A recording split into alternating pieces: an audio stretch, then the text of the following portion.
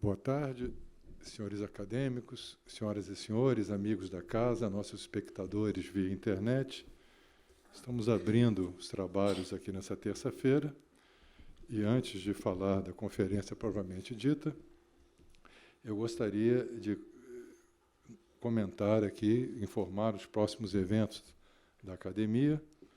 Na quinta-feira, depois da manhã, dia 24, no seminário Brasil-Brasis, com a coordenação de Domício Proença Filho, teremos o tema Vidas Sustentáveis, a Ecologia do Tempo, com a presença de Rosisca Dácio de Oliveira, Adriana Calcanhoto e Sérgio Magalhães. E, na terça seguinte, dia 29 de setembro, no encerramento desse ciclo, o Rio de Janeiro na Literatura, com a minha coordenação, o conferencista será Sérgio Fonta, que vai falar sobre o Teatro do Rio, as grandes companhias e a Praça Tiradentes. Como vocês percebem, esse ciclo está se propondo percorrer a produção literária sobre o Rio de Janeiro nos seus mais diversos gêneros. Já tivemos a parte lírica com Chico Buarque, tivemos o conto carioca com Alberto Mussa, o romance do Rio de Janeiro com Carlos Heitor Coni, teremos o Teatro do Rio com Sérgio Fonta e hoje, com grande prazer, recebemos Beatriz Rezende para falar sobre a crônica carioca por natureza. Beatriz Rezende é carioca, professora titular da Faculdade de Letras da UFRJ, minha querida companheira, colega acadêmica, né, da UFRJ, pesquisadora do CNPq, cientista pela FAPERJ desde 2006, e a pesquisadora do Programa Avançado de Cultura Contemporânea da UFRJ e coordenou o Fórum de Ciência e Cultura da Universidade entre 2007 e 2011, e também foi diretora da editora da UFRJ em 2011 e 2012. É doutora em Letras pela UFRJ e realizou um estágio de pós-doutorado no Museu Nacional no ano 2000. Dentre outras publicações, ela é autora de Contemporâneos, Expressões da Literatura Brasileira no Século XXI, Apontamentos de Crítica Cultural e Lima Barreto e Rio de Janeiro em Fragmentos. Organizou Possibilidades da Nova Escrita Literária do Brasil, Cocaína, Literatura e Outros Companheiros de Viagem, Rio Literário e Toda a Crônica, reunião da produção cronística de Lima Barreto, em 2004. Ela trabalha em especial com os temas da literatura contemporânea, estudos da cidade, Lima Barreto, literatura, novos suportes e crônica. Portanto, ninguém mais adequado para falar desse tema do que Beatriz Rezende, a quem eu tenho a satisfação de passar a palavra neste momento. Muito obrigada, Siquinho. Obrigada, sobretudo, pelo convite para estar aqui nessa sala com tantos amigos e com esses acadêmicos aqui eu tanto admiro. Muito obrigada a vocês que estão aqui presentes por partilhar essa conversa comigo. Ao propor o título dessa nossa conversa, o fiz a partir de duas convicções, resultado do meu já longo convívio com essa prática literária, a que chamamos crônica. Deixa eu colocar meu tempo aqui, que eu estou com muito medo. A primeira convicção é de que a crônica, tal como a praticamos no Brasil, tem uma faceta própria de difícil tradução. Contendo algumas características em comum com a crônica como depoimento ou diário de cunho historiográfico, com o essé e outras práticas de jornalismo literário, de todas difere, seja pela relação que guarda com o suporte que lhe é indispensável, o jornal, ou, eventualmente, a revista, inclusive pelo tamanho, mas, sobretudo, pela relação que guarda com o leitor, quase imediato à redação do texto, e, sobretudo, pela fala de que se apropria. A segunda convicção é de que há entre o Rio de Janeiro e a crônica uma tal afinidade que chega a ser difícil fazer a história da cidade sem os numerosos cronistas que, tendo ou não nascido aqui, dela falaram. Trata-se de uma relação longa, apaixonada, toda especial. O convívio com os cronistas que comentam a vida da cidade fez-se um hábito, incorporou-se às conversas, aos debates.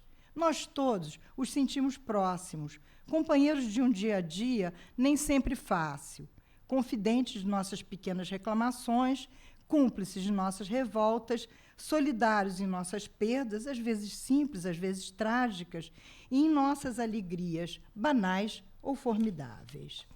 Se hoje esse convívio se tornou menos constante do que o desejável, deve-se antes às dificuldades a que está submetida a imprensa escrita, suporte de que a crônica depende vitalmente, do que do gosto do público ou de seus praticantes. Que a crônica é modalidade de literatura urbana não resta dúvida. Mas, no caso brasileiro, há uma peculiaridade. É no Rio de Janeiro que o gênero nasceu, cresceu, se fixou. Fique bem claro que há nesse reconhecimento das peculiaridades da crônica entre nós, não existe aí laivos nacionalistas ou bairristas. Afirmaria mesmo, como fez meu autor de cabeceira, Lima Barreto, ao final de Crônica, em que alertava para os perigos do conceito de pátria e de patriotismo, não sou nacionalista. Quanto a enxergar na convicção dessa relação de eleição mútua entre a crônica e o Rio, respondo com um Vinícius de Moraes cronista. Um carioca é um carioca. Ele não pode ser nem um pernambucano, nem um mineiro, nem um paulista, nem um baiano, nem um amazonense, nem um gaúcho. Enquanto que, inversamente, qualquer uma dessas cidadanias, sem diminuição de capacidade, pode transformar-se também em carioca, pois a verdade é que ser carioca é, antes de mais nada, um estado de espírito. É preciso lembrar que a crônica nem sempre gozou do prestígio merecido como parte dos estudos literários, seja por seu caráter intrinsecamente efêmero, pela ligação com o jornalismo ou pela recusa do beletrismo inerente à sua personalidade. Um dos primeiros críticos a reconhecer na crônica a importância literária, permitindo seu acesso ao cânone, foi Eduardo Portela, em seu primeiro livro, Dimensões 1, de 1958. No ensaio A Cidade e a Letra, Portela afirma: a crônica literária brasileira sempre tem procurado ser uma crônica urbana, um registro dos acontecimentos da cidade, a história da vida da cidade, a cidade feita letra. Insistindo na ligação entre a forma literária e a linguagem que lhe é peculiar, quase exclusiva, reitera o crítico: a língua da crônica é a língua da cidade. Na verdade, são as características mesmas da crônica que fizeram com que ocupassem por largo tempo um lugar de menor importância no quadro da história da literatura. Dentre elas estão sua relação com as contingências do momento que a fazem apegada ao dia a dia. A linguagem descontraída e despojada de artificialismo, mesmo quando poética. Lembremos Rubem Braga, Carlos Drummond de Andrade, Manuel Bandeira, Ferreira Goulart. Que induz a uma intimidade, o tom de cumplicidade, o fôlego curto e às vezes apressado, a coragem que uma reflexão mais demorada talvez inibisse, a presença frequente do humor e, quase sempre, um compromisso com a ideia de fruição, de prazer. Essa última característica, ligada a um bom humor fácil e a disposição em buscar o lado bom da vida do carioca, aparecem muitas vezes como a principal ligação da crônica com o Rio de Janeiro. É preciso, no entanto, não esquecer a faceta crítica e autocrítica dessa cidade, avessa ao autoritarismo, espaço de resistência ao arbítrio, sem medo de ser oposição a muitos governos. Para não falar da verve satírica, que aparece também em outras modalidades próximas da crônica da cidade, como a música popular e as caricaturas de jornal, desde o Império atravessando as várias repúblicas. Uma vez me pediram uma definição curta e definitiva sobre a crônica, como é do gosto dos jovens jornalistas, e, se possível, por escrito já digitada. Ocorreu-me, então, dizer que a crônica, com seu sucesso, é talvez como a sandália havaiana.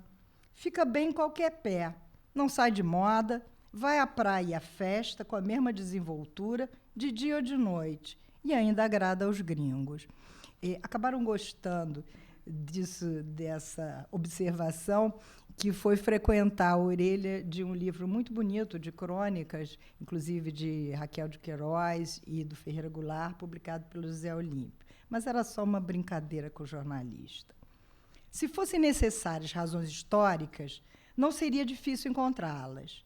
E as iniciais estão, é evidente, em ter sido capital do país, do Império, à metade do século XX. Mas isso não é suficiente. Além de capital, o Rio de Janeiro foi, por muito tempo, uma espécie de metonímia do país. Em abril de 1883, o jornalista, político e escritor alemão Karl von Clausewitz, já há 32 anos morando no sul do Brasil, vem ao Rio de Janeiro pela segunda vez e daqui escreve, fazendo a crônica da vida da cidade. É certo que ainda sentimos pulsar a vida do Império. Aqui nos encontramos no ponto central e mais importante dele, e vê-se diariamente na Rua do Ouvidor os homens que governam o país e conduzem a opinião pública. Mas o caráter geral da sociedade local é muito especial e, quase eu dizia, frívolo. O Rio de Janeiro é o Brasil, e a Rua do Ouvidor é o Rio de Janeiro. Eis uma sentença cheia de verdade. É evidente que o fato de ter sido a capital da nação de 1763 a 1960, portanto, sede do poder, centro da vida política e cultural, mesmo quando já perdera para São Paulo a supremacia econômica, colaborou para essa identificação de discursos que, referindo-se à cidade, se referem ao país. Dentre as principais explicações para a afinidade entre a prática da crônica e o Rio de Janeiro, estaria, portanto, em primeiro lugar, como aponta a historiadora Margarida Neves, cito, o deslizamento discursivo expressivo da capitalidade do Rio de Janeiro, que faz com que, em muitos textos, Brasil e Rio de Janeiro sejam termos intercambiáveis. Acrescentem-se ainda as circunstâncias em que foi capital, isso é, o fato de o Rio de Janeiro, sendo capital de uma colônia, ter se tornado capital de um reino europeu.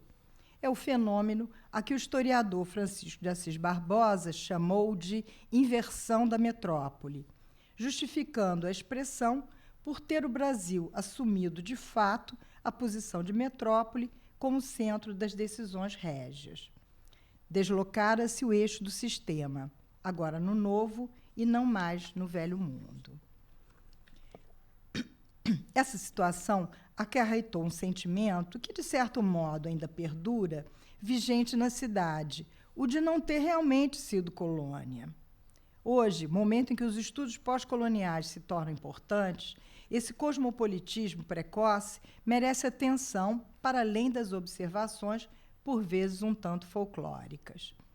Decisiva para a fixação da crônica como parte da vida intelectual e política da cidade foi a contribuição de Machado de Assis, cultivando-a regularmente na grande imprensa carioca de 1855 a 1897. Depois, no ano seguinte, ainda tem uma crônica que é publicada, mas a contribuição regular é nesse período.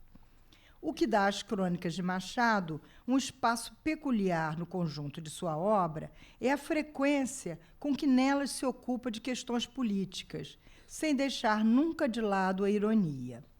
As mais célebres são as publicadas em torno de fatos históricos que pareciam destinados a mudar definitivamente a vida do país, convicção de que o escritor dificilmente partilhava. Assim foi com a crônica de 19 de maio de 1888, onde ficcionaliza a história de Pancrácio, o conhecido escravo alforriado às vésperas da lei de 13 de maio. Livre, não melhora de vida. Tudo sofre e tudo aguenta, inclusive o peteleco do antigo dono. Ele continuava livre eu de mau humor.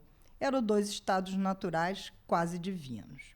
Ou a penúltima que publica, antes de desistir da prática, para se dedicar aos seus excepcionais últimos romances. Crônica onde fala do ofício do Sineiro da Glória, que repicava os sinos pelos governos e partidos que subiam ou desciam. Um dia proclamou-se a República. João repicou por ela, e repicaria pelo Império se o Império tornasse. Às vésperas da proclamação da República, Machado inicia seu texto com um de seus grandes parágrafos iniciais cheios de ironia. O próprio Bruxo afirma no texto, na crônica, o nascimento da crônica, que é um meio certo de começar a crônica, por uma trivialidade. A crônica de 30 de agosto de 1889 traz o caso de um deputado que é apresentado e apoiado por 3 partidos, liberal, conservador e republicano, e se inicia com uma de suas melhores cabeças. Eu adoro isso, diz Machado. Quem nunca invejou não sabe o que é padecer. Eu sou uma lástima. Não posso ver uma roupinha melhor em outra pessoa que não sinta o dente da inveja morder minhas entranhas. E o que ele inveja é a desfaçatez desse candidato pelos 3 partidos. Proclamada a República, é na crônica de Lima Barreto que governantes, políticos e doutores enfrentaram críticas as mais corajosas. Já tenho falado demais sobre Lima Barreto nos últimos tempos, não vou me deter aqui, apesar de sua decisiva importância.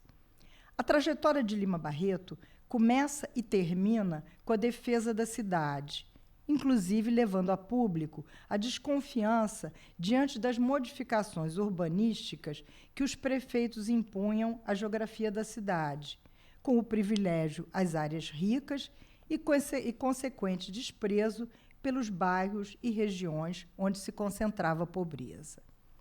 Em 1921, Lima Barreto antecede o magistral conceito de cidade partida criado por Zuenir Ventura, para falar do Rio de Janeiro, e escreve na revista Careta.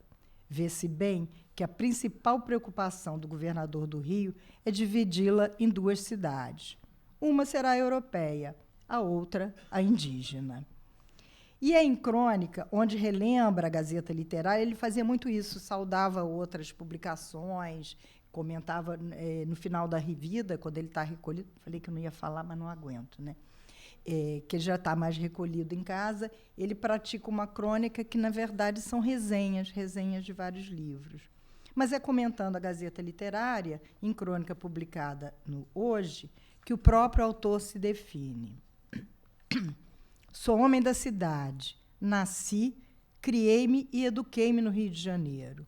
E nele, em que se encontra gente de todo o Brasil, vale a pena fazer um trabalho destes, em que se mostre que a nossa cidade não é só a capital política do país, mas também é espiritual, onde se vem resumir todas as mágoas, todos os sonhos, todas as dores dos brasileiros. Nesse ano de 2015, em que a cidade comemora 450 anos, consulta feita pela Biblioteca Nacional aos chamados formadores de opinião sobre os principais escritores que falaram sobre o Rio de Janeiro, foram justamente esses 2 escritores, importantes cronistas da cidade, os apontados como os de maior destaque. Já estava, naquele momento, definida a natureza da crônica, nem histórica, ainda que participante e situada na realidade que a circunda, nem apenas informativa, mesmo quando escrita a partir de fato cotidiano, nem puramente ficcional, apesar de criar, por vezes, personagens, ou memorialística, trazendo, porém, frequentes confidências do escritor. Sem ser nada disso, é tudo isso. De todas essas liberdades resulta uma espécie híbrida, onde os diversos ingredientes podem ser misturados segundo a vontade e o talento do cronista. Contrabalança-se, desse modo, o severo cerceamento que é imposto à crônica, o espaço gráfico que o suporte, jornal ou revista, lhe reserva. É preciso ser sintético, direto, econômico. O mesmo Deus que nomeia a crônica, Cronos, me persegue aqui ao falar da crônica e sua relação com a cidade. Aqui me obriga a um quase crime, pular os deliciosos momentos que nos ofereceram os cronistas dos anos 20, antecedidos por João do Rio. É desses que eu trato nesse livro, em que eu reúno uma série de escritos que se chama Cocaína e Outros Prazeres da Literatura, né? Porque a referência era muito comum, imitando Paris, né? Entre esses cronistas dos anos 20, Benjamin Constant, que escreve: mas o Rio tem segredos para prender. É a cidade namorada que nos tortura, mas de quem a gente nunca esquece. Álvaro Moreira, que cria a expressão cidade-mulher. Ou Oreste Barbosa, peculiar cronista da cidade, em jornal ou na música popular, que, conhecendo bem a cidade de que fala no volume A Prisão, publicado em 1922, reunindo crônicas, escreve ainda uma vez: há, sem dúvida, duas cidades no Rio. A misteriosa é a que mais me encanta. Eu gosto de vê-la e senti-la na luta contra a outra, a cidade que todos têm muito prazer em conhecer. As décadas de 1950 e 60 serão decisivas para que o gênero se imponha definitivamente, passando muitas vezes do jornal para sua forma congelada, o livro. A segunda metade da década de 1950 é marcada pelo otimismo que assola o país. Acreditávamos poder ser campeões de tudo. Ao impulso desenvolvimentista se junta a confiança na consolidação da democracia. É bom lembrar que estamos nos anos JK, né? O Rio de Janeiro, ainda capital, dita moda. O ano de 1956 marca o início da era dos suplementos culturais e literários. É lançado o suplemento dominical do Jornal do Brasil. Carlos Drummond de Andrade escreve no Correio da Manhã os textos que irão se transformar em livros com sua prosa dos jornais. Manuel Bandeira, que também já era professor, faz crítica ou teoria literária, como ao usar suas crônicas jornalistas para defender os rapazes concretistas. Raquel de Queiroz era responsável semanalmente pela última página da revista O Cruzeiro. É impressionante o fôlego, né, jornalístico de cronista da Raquel de Queiroz. Ambicionando um público ainda maior do que o consumidor de jornais, os cronistas do Rio levam suas crônicas para o rádio com os programas Quadrante e Vozes da Cidade, que são veiculados pela Rádio MEC e pela Rádio Roquete Pinto. Foram também transformados em livros, quase todos eram reunidos alguns aqui onde se lembrar, pela famosa editora Sabiá, que foi responsável, em grande parte, por essa passagem dos cronistas dos periódicos, do jornal e das revistas aos livros. Mas é justamente o caráter democrático da iniciativa que fará com que seja rapidamente calada pelo golpe de 1964. A década de 1960 foi, no Rio de Janeiro, marcada pela participação intensa da população nos destinos da cidade e do país. Se já não era mais capital, nem por isso deixara de ser o coração político do país. É em 1960 que surge o famoso Caderno B do Jornal do Brasil. Foi tão importante para a minha geração esse Caderno B do Jornal do Brasil, que frequentemente, quando a gente quer se referir a outro caderno, um segundo caderno, a gente ainda fala ali no Caderno B. Os movimentos sociais começavam a ter forma organizada. Nesses anos, o cotidiano era pontuado por discussões, debates. Nelson Rodrigues provocava polêmicas. Vinícius de Moraes, paixões. A opinião amadurecia e a imprensa era, para isso, um fator decisivo. A todos interessava o que se passava em Ipanema, e os cronistas da cidade se encarregavam de dar forma de letras às conversas dos bares. Frases como "Você leu Carlinhos de Oliveira hoje?" iniciavam polêmicas que poderiam se estender pela noite adentro. O humor, a poesia e a construção de utopias atravessavam essa prosa que era lida por todo o país. Mais do que nunca, falar o Rio era falar o país. Eu considero até hoje essa a maior importância e a maior função da crônica jornalista. É esse momento em que ela sai do jornal, nos acompanha pela rua, chega no trabalho, na faculdade, e um diz para o outro: viu? Viu hoje? Leu o que o fulano disse? Leu o Veríssimo? Leu o Zuenir? Esse sair do papel e entrar na cidade, esse acompanhar do leitor, eu acho que só mesmo a crônica pode ter.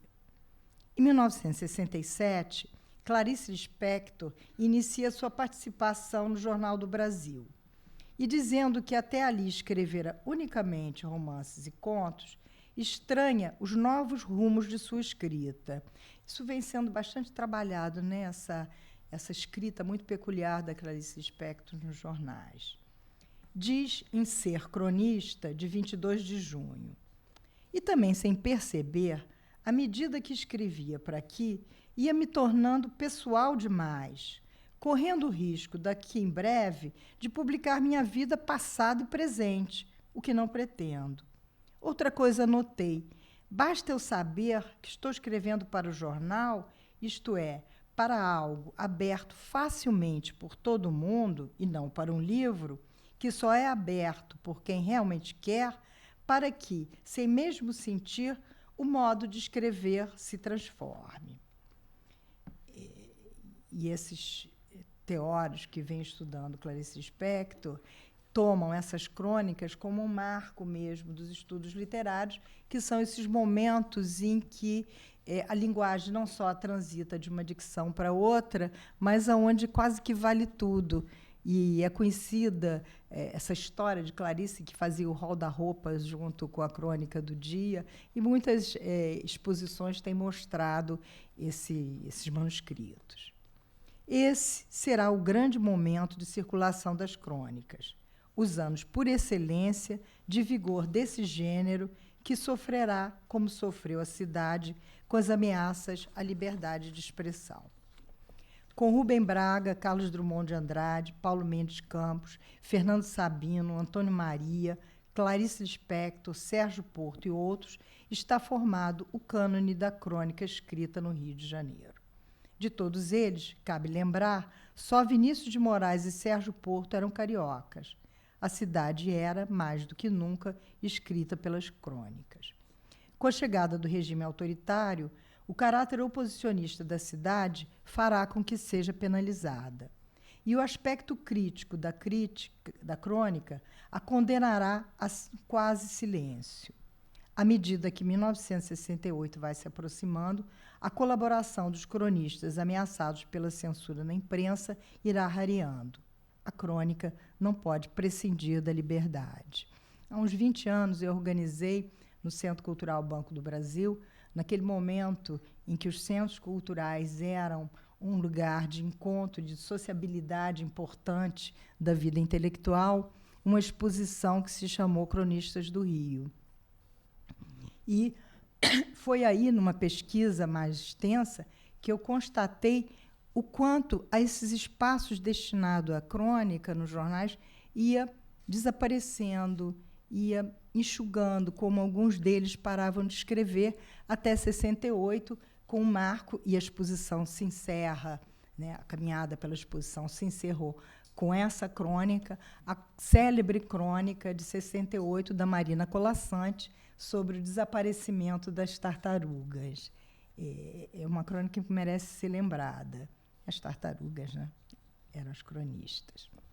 Antônio Cândido, no célebre ensaio A Vida ao Rés do Chão, de 1980, elaborado como introdução ao volume que reunia textos de Rubem Braga, Carlos Drummond de Andrade, Fernando Sabino e Paulo Mendes Campos, aponta nas crônicas a despretensão do que é escrito sem a possibilidade de durar, mesmo quando sobrevive ao passar do jornal ao livro. Né? Que antigamente se dizia que o jornal servia para ser lido hoje, né, Torres? E embrulhar o peixe amanhã. Não embrulha mais peixe, nem forra mais gaiola de passarinho. E quase já não tem mesmo jornal.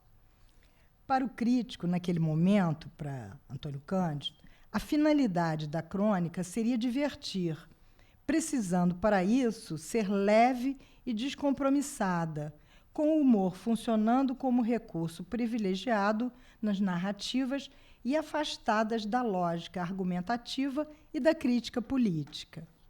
Ora, o melhor contra-exemplo à ideia de descompromisso da crônica está no próprio Drummond, que permanece na imprensa como resistente. É curioso que Drummond, quando muitos param, continua fazendo crônica e faz até 1984, como se ele dissesse, pronto, né? No ano da abertura, agora vocês podem continuar, já cumpri o meu papel. No momento em que o governo militar decidiu destruir o maior complexo de cachoeiras do mundo em volume d'água, as 7 Quedas, para dar lugar à hidroelétrica de Itaipu, a edição de 9 de setembro de 1982 do Jornal do Brasil, ao invés de publicar a crônica habitual do escritor, estampa uma página inteira da capa do caderno B, estampa ali o poema Adeus às 7 Quedas. Naquele momento, Drummond lançou mão de todo o seu poder como cronista, valendo-se da certeza de seu prestígio junto aos leitores e da possibilidade que o jornal tem, ou tinha, de atingir uma parte expressiva da população. A crônica, então, fez-se poema, ou, ao contrário, fez-se crônica, o extraordinário poema. Em 1984, em ensaio publicado na Revista do Brasil, Antônio Cândido volta a se ocupar de Drummond e volta a se ocupar de Drummond prosador, né, como ele dizia. Ele se ocupa, então, do Drummond cronista nesse texto que se chama Drummond prosador. Cândido debate-se ainda com o status da crônica como gênero literário e chama os escritos do Itabirano crônica entre aspas, relutando em aceitar a designação do próprio Drummond por considerá-la extremamente modesta. Falando desses escritos rotulados de crônica, a expressão é de Antônio Cândido, escritos rotulados de crônica. O crítico desenvolve provocante e inusitado comentário ao estabelecer um paralelo inédito entre a crônica e o ensaio, mostrando que esses são momentos em que os textos perdem aquela atribuída gratuidade para dar lugar à reflexão. Esse raciocínio do Cândido é bem interessante, ligar de alguma maneira a crônica ao essay de modelo inglês e depois americano. Nessa modalidade, a crônica deixaria para trás o pretexto imediato que lhe deu origem ao se aproximar daquilo a que o filósofo Michel de Montaigne chamou ensaio, em gosto pelo provisório, incomum num pensador do século XVI. Cândido termina o ensaio de pazes feitas com a crônica, que já pode se despir de suas aspas, ao apontar na produção do poeta cronista o que definiu como verso e prosa. Aí, crônica, em mais de um sentido, ficção e poesia se combinam sobre a referência desta, mostrando a livre circulação de um autor que, sendo altíssimo poeta e não menos alto prosador, pode transitar entre os gêneros e acima deles.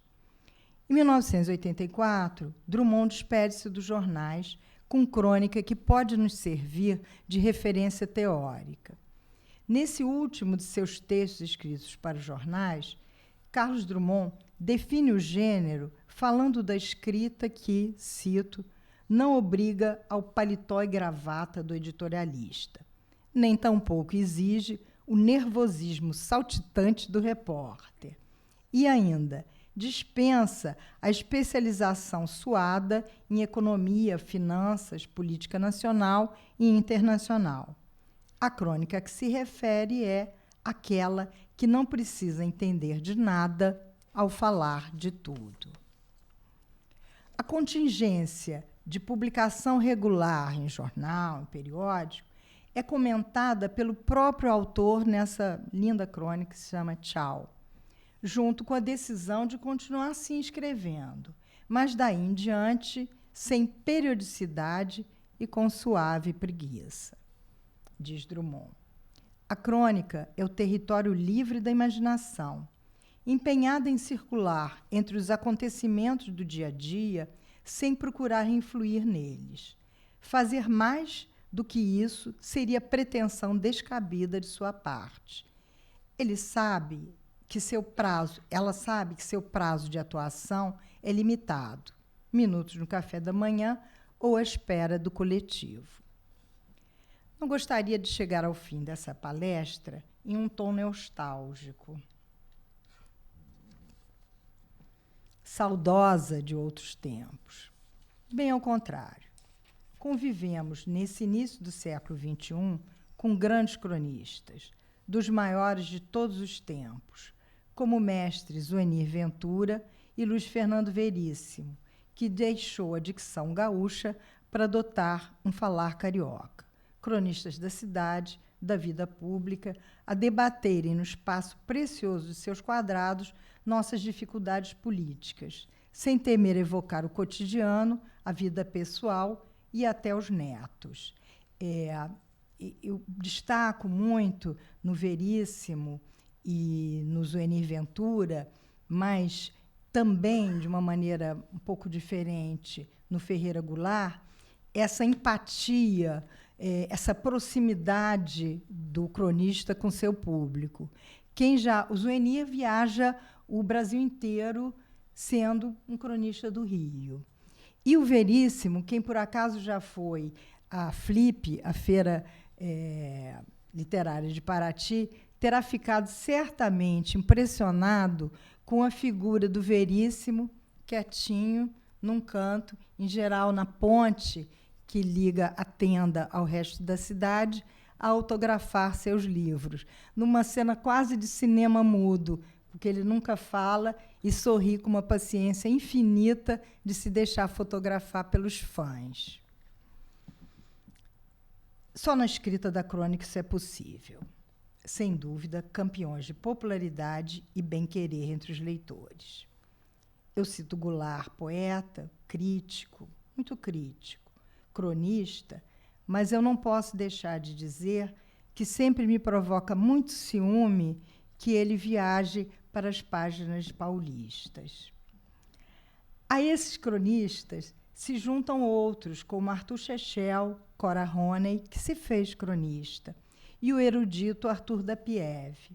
E como nos séculos anteriores de que falei, continua havendo entre a crônica e a cidade cumplicidade única. Para comprovar um pouco isso, e vocês reparem que é uma obsessão do cronista falar da crônica e falar de ser cronista. E eu nem passei por Rubem Braga, porque é bastante conhecido, né? Isso volta. E essa crônica que eu trago aqui é de 1º de março, e foi um momento em que diversos cronistas falaram, a propósito, evidentemente, né, do aniversário da cidade, disso, do que era o Rio de Janeiro, do que era ser cronista, do que era ser cronista do Rio. Arthur Chechel faz uma crônica muito interessante, mas eu preferi trazer aqui a crônica de 1º de março de 2012, da Cora Roney, no texto Cariocas por Escrito, onde ela define, mais uma vez, a crônica e o cronista do Rio. O que faz de um cronista carioca um cronista carioca? Talvez seja um jeito de escrever sem se levar excessivamente a sério, como se, em vez de estar diante da tela, aqui a gente já está nos tempos do computador, né? Não é mais o bloco, o jornal, o caderno, né? Ela já escreve direto na tela, como se, em vez de estar diante da tela, estivéssemos diante de um grupo de amigos, no boteco da esquina. Talvez seja um jeito indefinível de ser que não nos faz necessariamente cronistas, mas, sem dúvida, cariocas. A cidade tem papel preponderante no ofício, é claro, porque aqui o exercemos, e a vida diária é matéria-prima da crônica. Além disso, é difícil ficar imune ao entorno, especialmente quando o entorno é, as demais cidades que me desculpem, o Rio de Janeiro. Com tudo que tem de bom, e mais ainda que tem de ruim, a nossa cidade é única. Beleza e maus tratos convivem lado a lado em quantidades exageradas. Mas, às vezes, é como se o descaso, de alguma forma perversa, ressaltasse a beleza.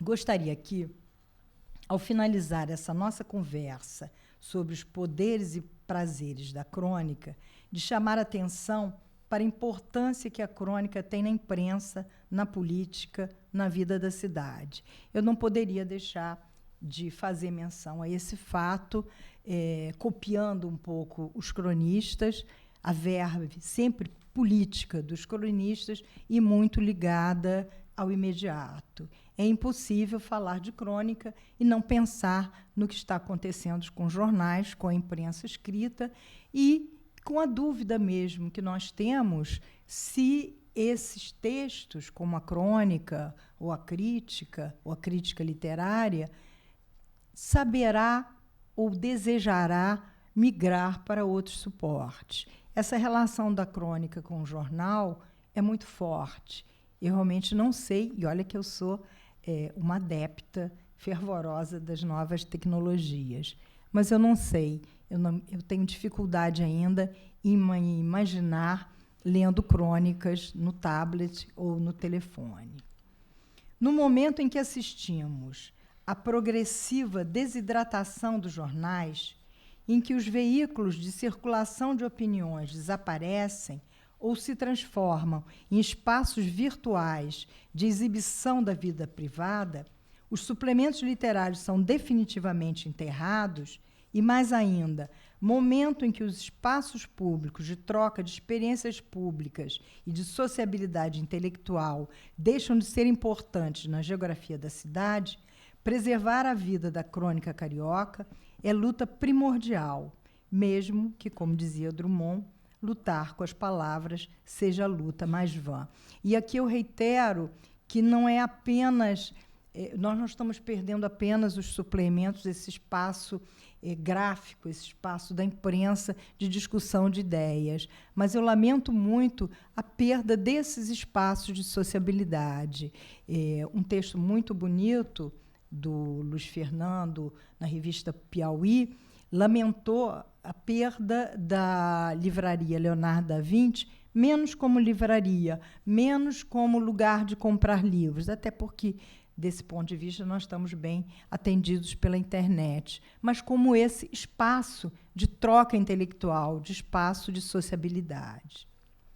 Cito, então, uma última crônica, síntese do que experimentamos diante da violência, da fragilidade da vida humana, da dureza do cotidiano em nossa cidade. Falo da bela crônica Cidade Esfaqueada, de Arnaldo Bloch, publicada em seguida à morte por esfaqueamento de um médico na orla da Lagoa Rodrigo de Freitas, espelho d'água tombado por sua beleza num fim de tarde comum. Deixa eu ver se eu posso ler devagarzinho ainda. Posso.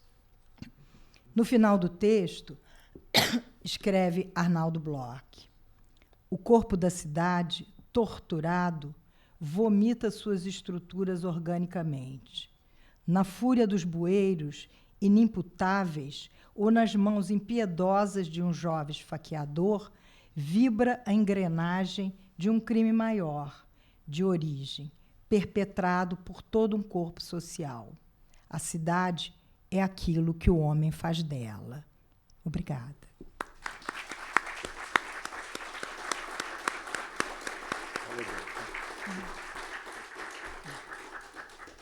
Agradecemos a Beatriz Rezende por essa visão abrangente, bem fundamentada e arguta sobre as características da crônica e certos impasses atualmente vivenciados. Eu daria apenas algumas pequenas achegas aqui, né?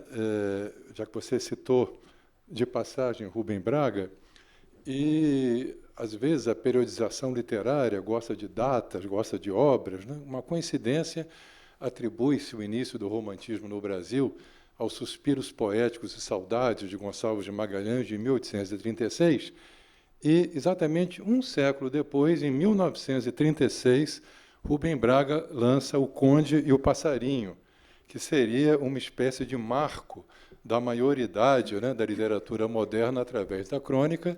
Como todos sabem, né, Rubem Braga é aquele que não praticou outro gênero na vida, senão esparsamente poemas e um ou outro ensaio de arte, mas essencialmente cronista, e a editora José Olímpio já acreditava também na viabilidade editorial, né, na viabilidade comercial do gênero, publicando O Conde e o Passarinho.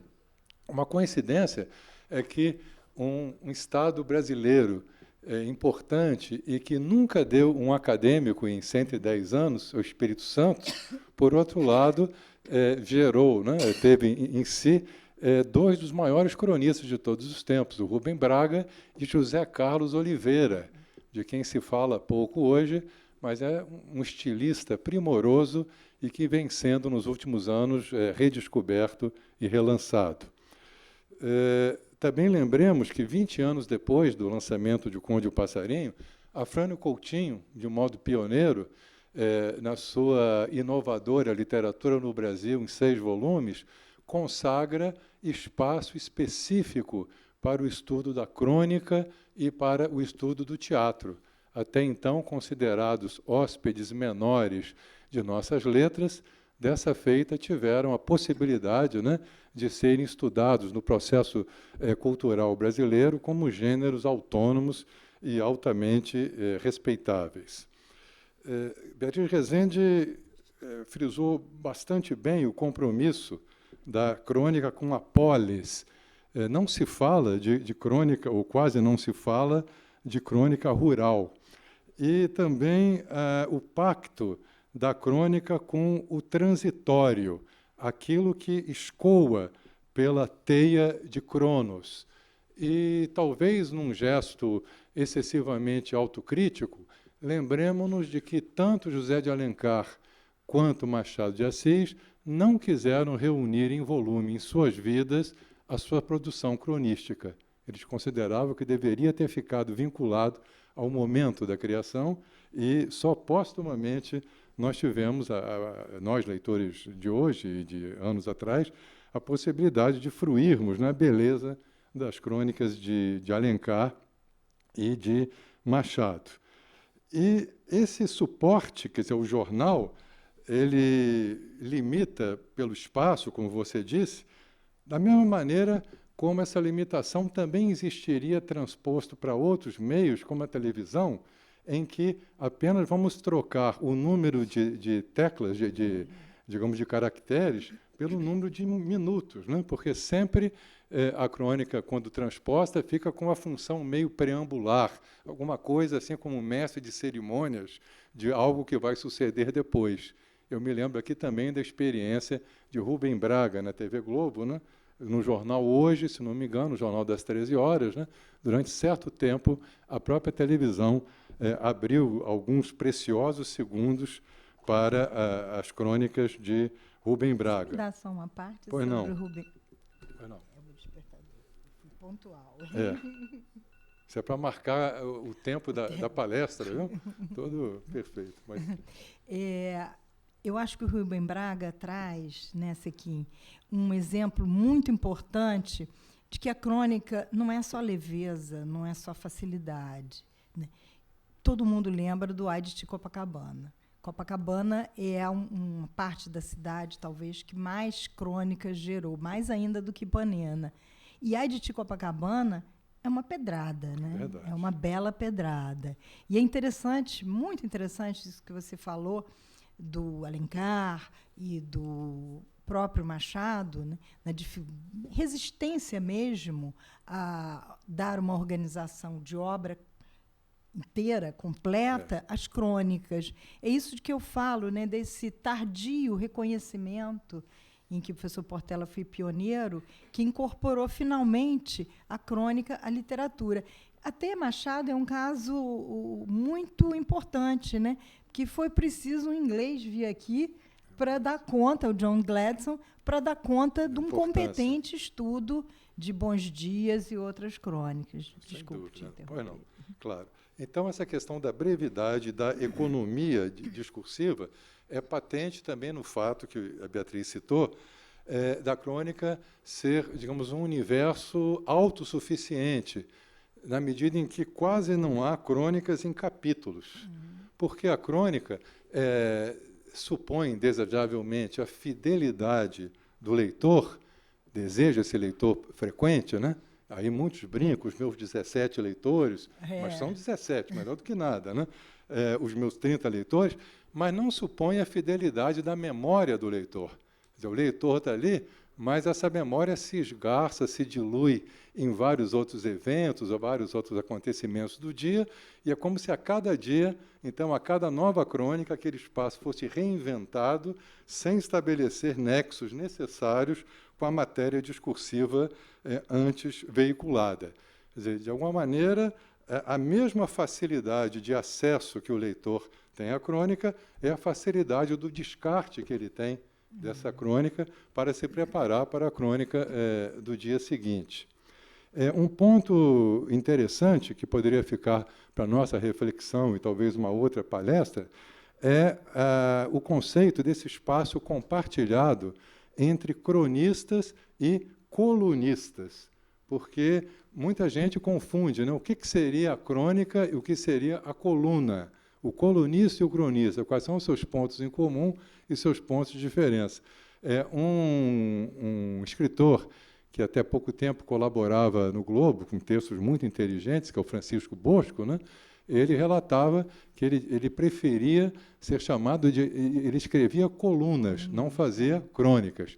E até pela metáfora da coluna como algo mais sustentado, né? A imagem, a transposição visual da ideia de coluna incutia no Francisco Bosco a ideia de uma certa solidez, né?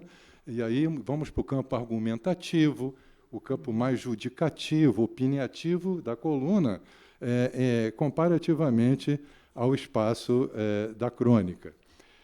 Beatriz citou a Cidade Mulher, que foi uma invenção de Álvaro Moreira, e até hoje há alguma dúvida sobre quem teria criado a Cidade Maravilhosa. Há um livro de Olegário Mariano, nas décadas de 10, com esse título, mas atribui-se a um maranhense, ao Coelho Neto, né? Como tendo sido o primeiro a criar o epíteto de Cidade Maravilhosa numa de suas crônicas, exatamente.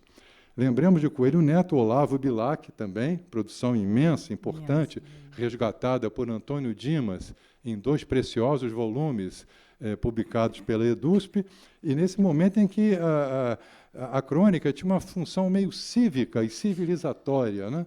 Despertar o Brasil de uma mentalidade ainda imperial, né? Ou resquícios colonialistas, para civilizar-se, como proclamava o Figueiredo Pimentel, né? O Rio civiliza-se, era o slogan do Figueiredo Pimentel, e era uma frase em que nós precisávamos acreditar para que ela acabasse se tornando uma realidade. Ainda posso falar uma coisa? Pois não, podemos falar, vai, claro. Dá licença. Não, pois não. Porque é uma escolha de Sofia, né, falar de cronistas. A gente fala de um, não fala de outro, e não falei de Bilac. Mas há uma coisa muito interessante no Bilac, que a gente pensa Bilac, o poeta Bilac, parnasiano, alguma coisa assim. E quando a gente entra nas crônicas maravilhosamente estudadas pelo Dimas, nas crônicas de Bilac, é uma outra personalidade, é uma outra pessoa. E um fato muito interessante é que de longe, pode parecer que Lima Barreto e Olavo Bilac, que foram contemporâneos em certa fase, seriam opostos. Não eram. Primeiro eram amigos. E depois, o que eu aprendi com o Dimas, né, e não resolvemos, é que chegaram a trabalhar para pequenos jornais juntos. Há uma crônica muito interessante sobre o Carnaval Carioca, que está recortada e guardada no acervo do Lima Barreto, que é uma contribuição para um periódicozinho chamado Diabo. E a gente vê que é muito Lima, né? Mas não estava assinado, nunca ninguém disse que era. Aí eu levei até o Dimas e disse: Antônio Dimas, me dá uma ajuda. Você acha que isso é Lima Barreto? Está assinado Diabo Coxo. Aí ele me disse: parece, mas eu não posso jurar, porque Diabo Coxo era um pseudônimo partilhado entre Olavo Bilac e Lima Barreto. Você vê, né? Quer dizer, a rigor, houve um dissenso notório entre Coelho Neto e Lima Barreto, mas não entre Olavo Bilac e Lima Barreto. Finalmente, embora nós associemos a crônica, né, a um certo teor narrativo, né, de enredo, de história, temos aqui no Brasil uma tradição de grandes poetas cronistas. Carlos Drummond de Andrade, Cecília Meirelles também, e a Cecília duplamente, quer dizer, como cronista lírica e como colunista de educação. Então, ela preencheu esses dois espaços. Manuel Bandeira, Drummond e, hoje em dia, Ferreira Goulart. Uma variante também, que a gente só não deixar totalmente de lado, é a crônica literária, que até pouco tempo era exercida por José Castelo, né, uma espécie de mistura entre uma resenha e um ensaio e uma crônica, e anteriormente a José Castelo por Antônio Torres, no pranteado suplemento Ideias do Jornal do Brasil, né, que o Torres lá possuía uma crônica com esse feitio de mundo literário. E hoje, essa rotatividade dos discursos é acentuada pelo fato também do mesmo espaço da coluna ser ocupado por diferentes cronistas. Nunca houve tantos cronistas, né? Quer dizer, é um espaço que já é pequeno e que é uma espécie de rotativo, né? Uma espécie de um rodízio discursivo que tem a vantagem, quer dizer, pode ter a desvantagem de nos desfalcar do cronista predileto, que se rarefaz, mas tem a vantagem de nos colocar frente a frente com uma multiplicidade de vozes, né, de angulações e de questões diferentes, nesses 15 ou 20 cronistas que ocupam em um espaço de 4 ou 5 colunas ao longo da semana. Então, agradecemos a Beatriz Rezende e a todos vocês também pela presença. Esperamos tê-los aqui na próxima terça para ouvir sobre o Teatro Carioca com Sérgio Fonta. Muito obrigado, está encerrada a sessão.